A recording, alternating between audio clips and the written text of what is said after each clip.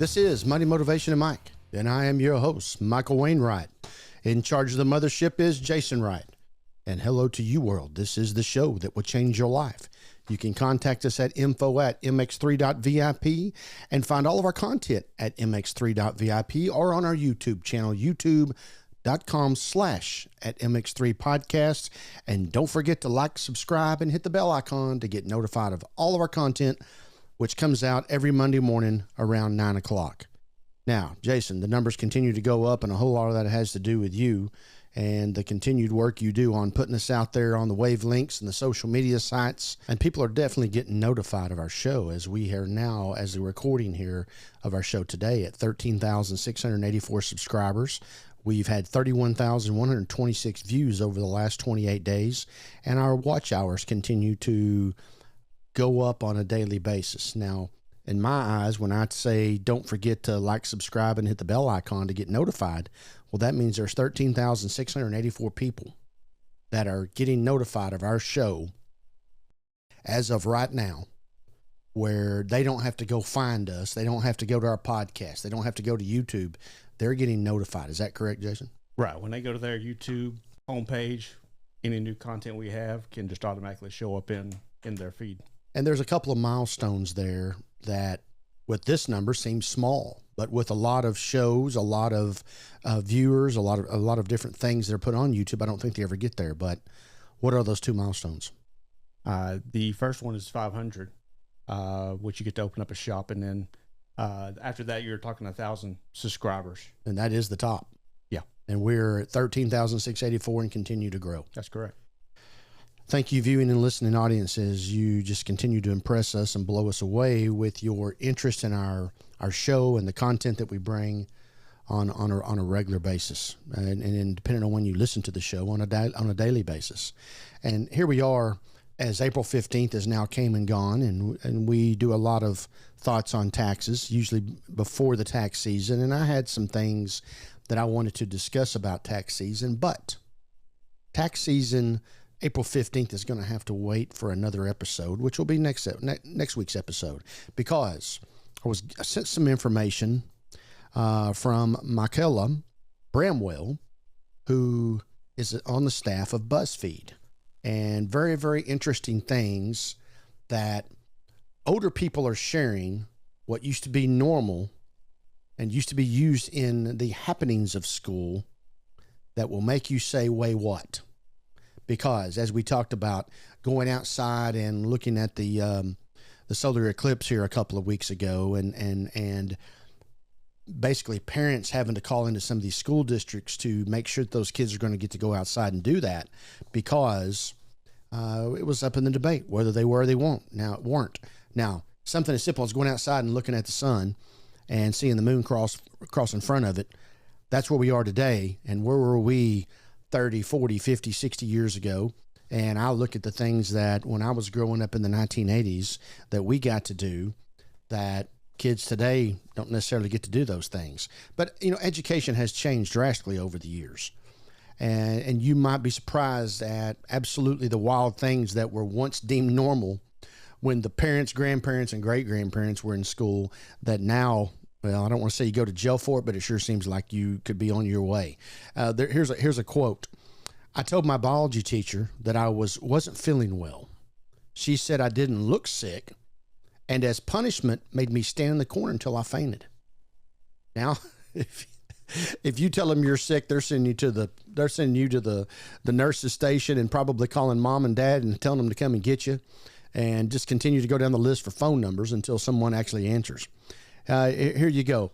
When I was in elementary school, somewhere between 1963 and 1966, in Eaton Rapids, Michigan, the local power company did a presentation on the wonders of nuclear power and passed around a chunk of radioactive ore for the kids to handle. Radioactive. Oh my goodness. Now, what I look back on, when I was in first grade, we went to the fire station, and we went to the second floor where the firemen, and then it was firemen. Now, we have fire women too. And we got to go down the pole, slide down the pole to the first level. Now, can you imagine taking the kids and letting them slide down that pole, and little Susie and Joe Oh my gosh, the liability. But it was just no big deal back then. When I was in 5th and 6th grade, I was asked to manage the principal's office during the principal secretary lunch breaks. That person comes to us as anonymous. They wouldn't let me work the print office during my 5th and 6th grade years. In a small rural town in Kansas, which was mostly comprised of farm kids from all over the country, the older junior and senior age kids were allowed to drive the buses on rural routes. One of our drivers, who was a senior, used to hit the big hill at top speed, and it would make the fire escape back door fly open on the back of the bus. Everybody would laugh. Nobody fell out. We'd go down the hill. The door would shut. In elementary school in 1961, when I was ill, my father sent a glass jar containing whiskey and honey with a tablespoon, with honey with a tablespoon. Attached to the teacher was the dosage instructions. Junior high New Jersey, early 1970s, girls were automatically assigned to sewing in 7th grade and cooking in 8th grade. Boys automatically got wood shop and mechanical drawing.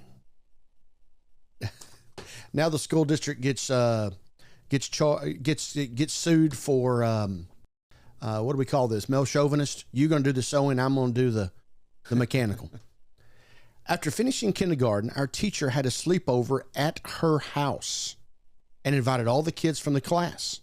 We camped out in her living room, got to play with her baby, and hung out with her husband watching movies after dark. The next day after breakfast, we went to the park and hung out till our parents came to collect us from the town where we were 20 minutes away. Today, the teachers take kids home, and the next thing they know, they're getting charges for sexual harassment. In the early 70s, if a child's name was difficult to pronounce, the school changed their name. Here is Enrique, and the school changed his name to Henry. We went on a field trip to watch cows get butchered.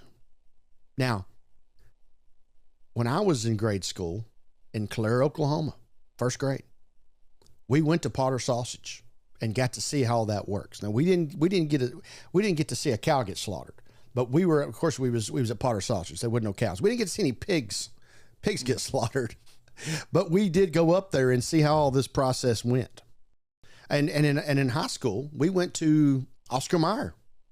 And if you ever go to an Oscar Mayer plant, and I don't want to, let's take that back. If you ever go to a plant such as the materials, the ingredients that Oscar Mayer makes, you may never eat a hot dog ever again. My high school also had a 10-minute mid-morning smoke break. And this was in the mid to late 90s. Now, that's not me. That's me saying that. A smoke break in the mid to late 90s. Now, I was surprised by that. At my school, it was called the back parking lot. And that's where you went to smoke before class, before school, after school, and during lunch break. You either got to go eat lunch or you went and smoked. My high school had a daycare. And I remember the teachers being upset that they couldn't use it for their kids. It definitely helped teen moms stay in school, though. You had to be a student to use the daycare. Teachers could not use the daycare. Class of 86 here, for an English Shakespeare presentation in class, I used one of our real swords as a prop. I just walked down the hallway to class, blazing, no problem. Carried it around all day. People got it out and whipped it around. No big deal. My mom was a teacher, and when she got pregnant with me, she was expected to quit as soon as she started showing because it was inappropriate to be pregnant around children. She refused to and made the principal really mad, and they got into a situation. She got to continue to teach. But if you were showing, inappropriate, bad stuff, put the A on your chest, even if you're married. Back in the 60s, our school, Ontario, Canada, received a bomb threat, and all 1,100 students were evacuated. Now, would you think about this? Because we've had some talks on Combined and what went on in South Texas, etc. Okay, all 1,100 students were evacuated. 10 minutes later, the principal gathered all the senior boys and sent them back into the school to do a thorough search for the bomb. Oh, my. As expected, the bomb didn't exist, but potentially we were expendable. Not one single student nor parent complained, let alone commented. Got your own bomb search squad there in the schoolhouse. When I was in elementary school in the 1970s, we assembled every morning in the auditorium to say the Pledge of Allegiance to the United States. Every year, a nice lady would come to our school and give all the students a Bible. I still have mine. We received fluoride treatments at school. Also, once a year, a nurse would come to the school and check us for scoliosis. Run a regular old ER clinic down there, and a religious wing as well. Oh, my goodness. A carton of milk used to cost 3 cents. And when it went to 4 cents, we had to find another way to get a drink. This was 1969. The 8th grade went on a field trip to Washington, D.C. The teacher let us off at the Smithsonian, downtown Washington, D.C. Said, be back in 2 to 3 hours. So we went around completely unchaperoned. It was exhilarating. My middle school in the 1970s required the boys swim naked during swim class. I don't know the reason why, but we did it. And we had a female teacher. Oh, my. Oh, my. In the 60s and 70s, my father-in-law was an elementary principal and used to take the boys out to school, the boys that out of school that needed a haircut, and he would take them to the barber shop at lunch break. By the way, the barber did it for free, just to keep the boys buzz cuts. I'm sure they were all buzz cuts. In Central Florida, during the Cuban Missile Crisis, our elementary school had drills. All the students were loaded on buses and taken to a safe place. The safe place was approximately 15 minutes away. My younger sister was afraid she would never see our parents again. I was afraid that we were still in the bombing zone, only being 15 minutes away. None of it made any sense to me, but we did it. Fantastic. During high school, boys had to carry their football and basketball during the season sport. If they had a girlfriend, she had to walk 3 feet behind the athlete so that she would not touch the athletic ball. Wow. Now, if you don't let the girls play football, you get sued. If you said the swear word, the teacher would make you put a bar of soap in your mouth. You had to sit on a stool until the teacher felt you were punished enough. I remember punishment in class for whatever the teacher didn't like. There were no rules except whatever the teacher made up.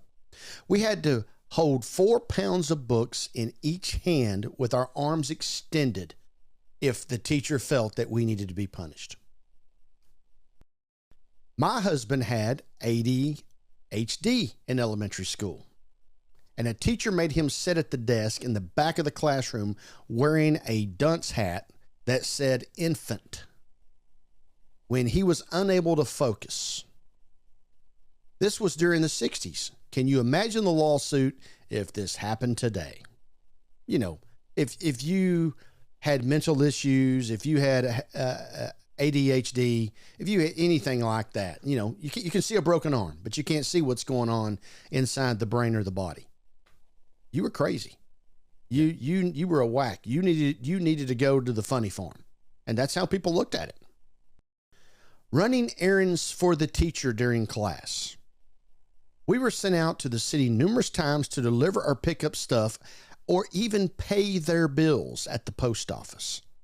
I remember picking up dry cleaning, delivering documents to a teacher at another school, buying eyeliner, mascara for my German teacher, who one time came to class with only one eye done.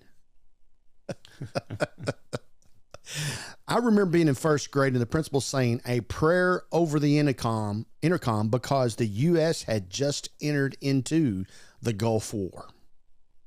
Praying in school. Boy, don't we wish we could do that today. 1987. Okay, this is the year I graduated. Let's see what this one says. My guidance counselor told me to drop my computer class and take home economics, something useful and appropriate to help me attract a husband. When I said I wanted classes that would prepare me for the university, she couldn't understand why I'd even go to college. And if I had to, what would I study? Well, I didn't take my first computer science class until my senior year of college. They were just coming on the scene. Yep, that was aerospace stuff in the late 1980s. I mean, I don't think I've ever told this story.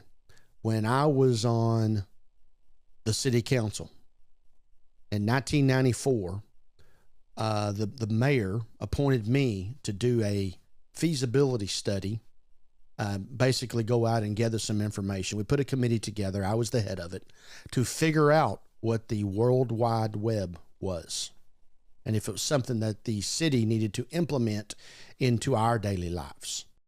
The 14-member committee, of course, like I say, that I was the chair of, we met for about a month, once a week. After the month, we called off the research, because there was no way on God's green earth that some kind of World Wide Web would ever make it into today's society. And we shut it down right there. Yes. It was called the World Wide Web. It wasn't www. And finally, back in the 1980s, my elementary school would use fifth graders at crossing guards. We 10-year-olds legit stood there in our bright orange safety belts and were fully expected to stop traffic and guide younger kids safely across the street. My mind was blown the first time I saw a grown-up crossing guard. I thought they were all kids. Adults who went to school in the 50s, 60s, and 70s find all this stuff to be normal. Things used to happen that are unheard of today, that lawsuits, teachers and school authorities go into jail over things that used to be just normal stuff in the day and age. And I don't know if, well, I do. Even some of these crazy things that didn't sound crazy then, but some of these things that we did back in that day, it's kind of like we need to go back to those days. Having a fifth grader stand out there at the crosswalk. Now, that sounds crazy today, but think about all the responsibility that fifth grader took on by going out there and helping these younger folks, these younger kids, come across that street, and the authority that they established and the confidence that they established by putting up that stop sign and helping people come across. And I frankly don't remember when we went from people like that, from the children to the adults. But, I was telling you off the air, Jason, that I went to a grade school. You went to the same grade school right across the street from a restaurant, our family restaurant. And I was the only kid in grade school that was allowed to leave every day for lunch and go across the street. Unchaperoned. Go to the curb, look both ways. Nothing was coming. Okay, here comes a car at 55. I know I can beat that. Take off and eat and come back over. Nothing at all. Now, can you imagine today by letting one kid do this and not letting other kids do it as well? Right. Jeez. If the things that went on in the 60s, 70s, 80s, 1950s as well, went on today, probably every public school district will be shut down due to the fact they would not be able to afford the lawyers and counselors that they needed to deal with all of the issues that we had. I mean, we like we said before in this episode, we've talked about some of these bombings and shootings that have went on in the schoolhouses around the United States. And here we are having here back in the 1970s an evacuation on a bomb threat. And then the principal taking all the seniors and going back in searching for the bomb. How things have changed. That's probably something that should have changed. So I'm in good with that one for sure. Nevertheless, I was on the flagpole committee, and the fifth graders took care of the flagpole. And you went out every morning and unfolded, ran it to the top, went back 30 minutes before school got out, write it down, had to fold it up and take it to the principal. And that was an honor to me. Now, I see the flagpole when I go by, and I'm going to pay more attention moving forward. Sometimes I don't know if the flag is even out there flying. I don't know how the flag gets put up these days, but it was a big deal to get chosen to be on the flagpole crew. And it was an honor to get to go do that, and a tremendous amount of responsibility. Some of these things, my point in reading all this stuff to you, just like these kids that were driving the bus. Yeah, that probably needed to change. But it was the growing up phase of making you a young adult and allowing you to have responsibility and leadership and building character and all these things that, to me, make fine adults. And those things are a thing of the past. And, right now in the state of Texas, it's STAR test time. You don't really, now this is a broad statement, but it makes you feel this way. The school districts don't really care what you learn as long as you pass the STAR test, and then they can get an explanatory grade from the state of Texas, your state that you're in. It's all about passing that test. You go in there to do a chemistry test over the chemistry chart, it ain't no big deal. But whenever you have a STAR test, they make it a big deal. The red carpet's out. The balloons are flying. Get in bed early. Why don't you get in bed early every day? Why is it before the STAR test we have to make sure that our children get an extra hour's worth of sleep and get up and have a nutritional breakfast? Why not the other 364 days out of the year? Is breakfast not as important as it is when this STAR test is taken? Pass or fail. Incredible as well as our thoughts that go on today versus what it used to be in the yesteryear.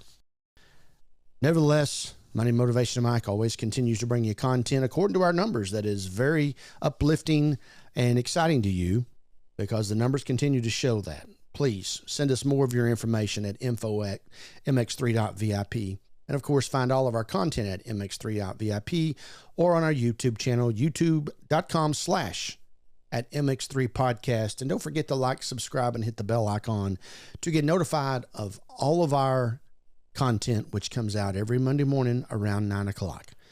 So for everyone who's been a part of this show, Money, Motivation, and Mike, continue to live your life the right way.